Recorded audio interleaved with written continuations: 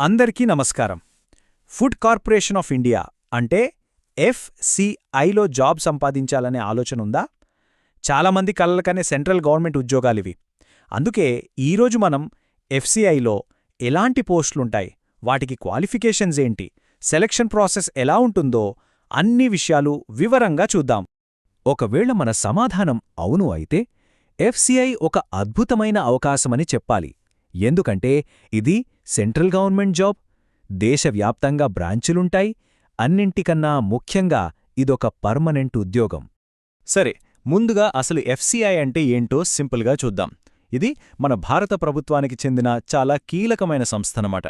దీనికి ముఖ్యంగా 3 పనులుంటాయి. 1. ఆహార ధాన్యాలని స్టోర్ చేయడం. 2. రేషన్ షాపుల ద్వారా మనందరికీ తెలిసిన పబ్లిక్ డిస్ట్రిబ్యూషన్ సిస్టమ్ను నడపడం. ఇక 3. రైతుల దగ్గర నుండి మినిమం సపోర్ట్ ప్రైస్కు అంటే కనీస మద్దతు ధరకు పంటలు కొనడం. మన దేశ ఫుడ్ సెక్యూరిటీలో దీని రోల్ చాలా చాలా ఇంపార్టెంట్. ఓకే, ఈరోజు మనం ఏమేం విషయాలు మాట్లాడుకోబోతున్నామో చూద్దాం. ఫస్ట్, ఎఫ్సిఐ అంటే ఏంటో చూశాం కదా.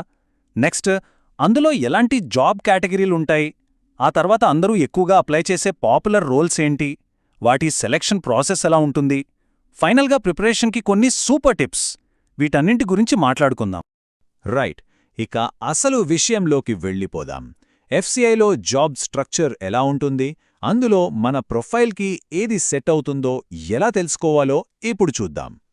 బేసిక్గా చెప్పాలంటే ఎఫ్సిఐలో మొత్తం 4 కేటగిరీలు ఉంటాయి. కేటగిరీ 1 అంటే ఆఫీసర్ లెవెల్ నుంచి మొదలుపెడితే కేటగిరీ 4 సపోర్ట్ స్టాఫ్ వరకు. ప్రతి కేటగిరీకి దానికి తగ్గ క్వాలిఫికేషన్స్, రెస్పాన్సిబిలిటీస్ ఉంటాయి. ఫస్ట్ కేటగిరీ 1 చూద్దాం. ఇవన్నీ ఆఫీసర్ లెవెల్ పోస్టులు, అంటే assistant general manager, accounts manager లాంటివి. వీటికి క్వాలిఫికేషన్స్ కూడా హై లెవెల్లో ఉండాలి. ఫర్ ఎగ్జాంపుల్ ఎంబీఏ, సిఏ లేదా బీటెక్ చేసుండాలి. వేకెన్సీస్ కొంచెం తక్కువగానే ఉంటాయి, కానీ నోటిఫికేషన్లు వస్తూనే ఉంటాయి.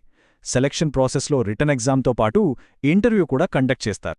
ఇక కేటగిరీ 2 విషయానికొస్తే ఇవి మేనేజర్ లెవెల్ పోస్టులు. కానీ ఇక్కడ మనం ఒక ముఖ్యమైన విషయం గుర్తుపెట్టుకోవాలి. ఈ పోస్టులని డైరెక్ట్ రిక్రూట్మెంట్ ద్వారా కాకుండా ఆల్రెడీ కేటగిరీ 3లో పనిచేస్తున్న వాళ్లకి ప్రమోషన్ ఇచ్చి ఫిల్ చేస్తారు.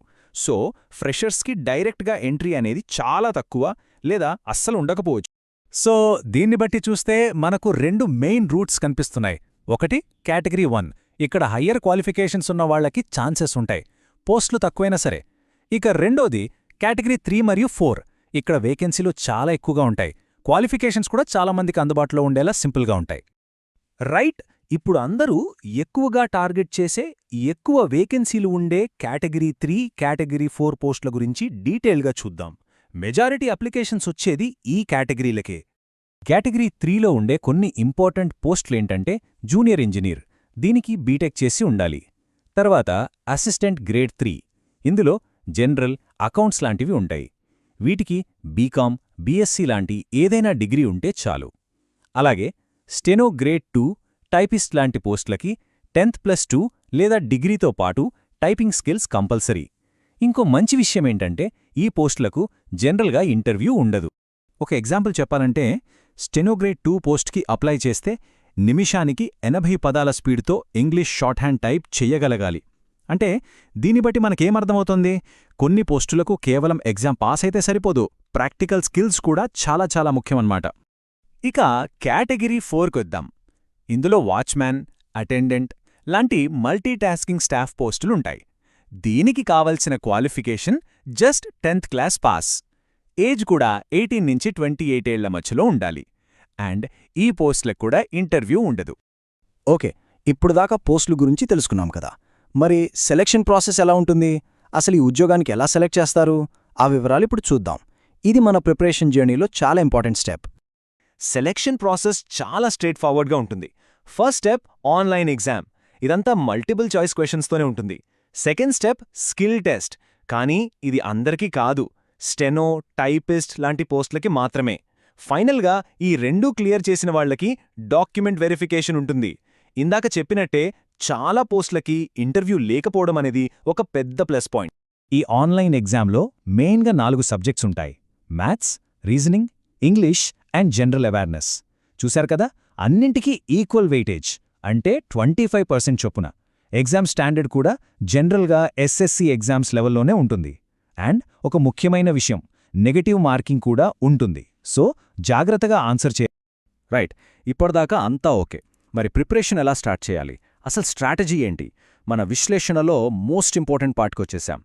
ఈ రోజు నుంచే ప్రిపరేషన్ ఎలా మొదలు పెట్టాలో ఇప్పుడు చూద్దాం. అసలు ఎఫ్సిఐ ఎగ్జామ్స్కి ప్రిపరేషన్ ఎలా స్టార్ట్ చేయాలి? ఇది అందరికీ వచ్చే ఫస్ట్ క్వశ్చన్.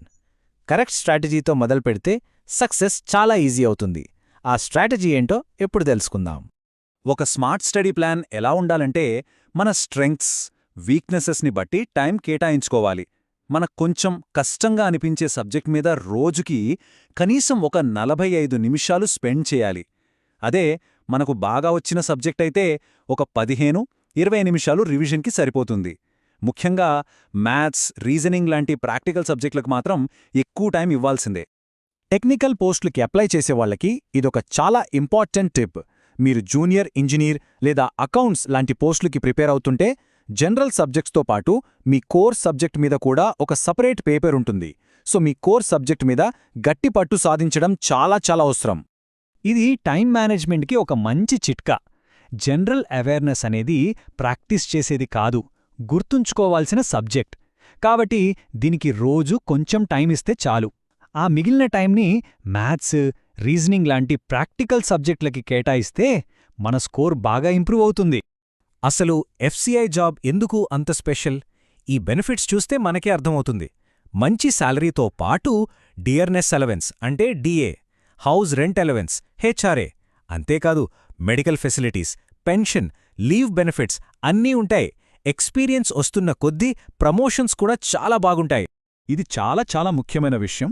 దయచేసి జాగ్రత్తగా వినండి. అప్లై చేసేటప్పుడు ఎప్పుడైనా సరే అఫీషియల్ వెబ్సైట్ fci.gov.in దీని ద్వారానే అప్లై చేయండి. ఆన్లైన్లో చాలా ఫేక్ వెబ్సైట్లుంటాయి, వాటిని నమ్మి మోసపోవద్దు. చాలా జాగ్రత్తగా ఉండాలి. ఫైనల్గా ఒక మోటివేటింగ్ మాట. సక్సెస్ అవ్వాలంటే ఈ 3 చాలా ముఖ్యం: రైట్ స్ట్రాటజీ, రెగ్యులర్ స్టడీ, ఇంకా పేషెన్స్. అంటే సరైన ప్లాన్ వేసుకోవాలి, రోజూ క్రమం తప్పకుండా చదవాలి, ఫలితం కోసం ఓపికగా ఎదురుచూడాలి.